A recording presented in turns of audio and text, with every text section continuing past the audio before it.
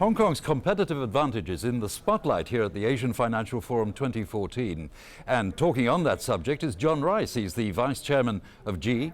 John, thanks indeed for joining us. Talking about, of course, innovation. Are we always, in fact, also talking about a competitive advantage in those terms? Competitive advantage, innovation, the two things go together.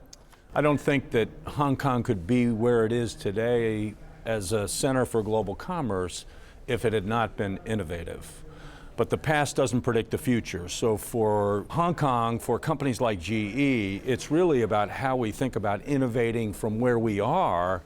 That's the important thing, and that's a lot of the discussion that's taken place over the last few days. And that innovative process, I mean, where does Hong Kong actually sit in the Asia-Pacific region so far as that's concerned?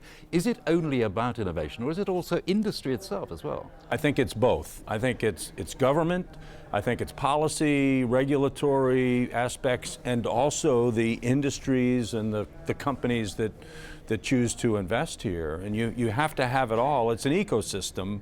And where it comes really to infrastructure, because that is part of the picture as well, isn't it? And I understand that China and indeed Asia, the Asia-Pacific, represents an enormous amount of the infrastructure that's being built in the world over the next 10 years that may be something like, 10 to 15% more than it is today. Yeah, well, you have 2 billion people in the world that lack basics when it comes to electricity, healthcare, basic forms of transportation. Many of those live in Asia, and those problems have to be fixed.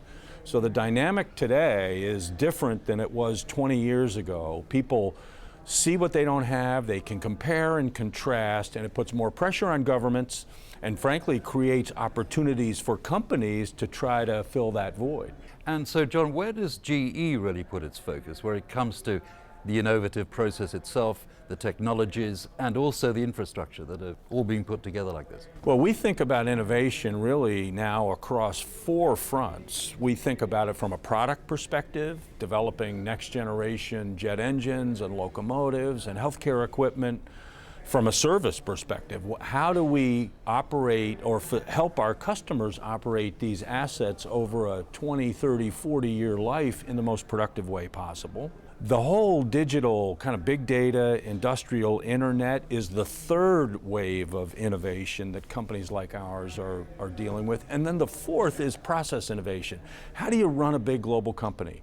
How do you operate in 160 countries and be successful and be viewed as a local investor, but leverage these big, broad, deep global strengths that helped you get where you are? Now, you've been in Hong Kong, I think, since 2011.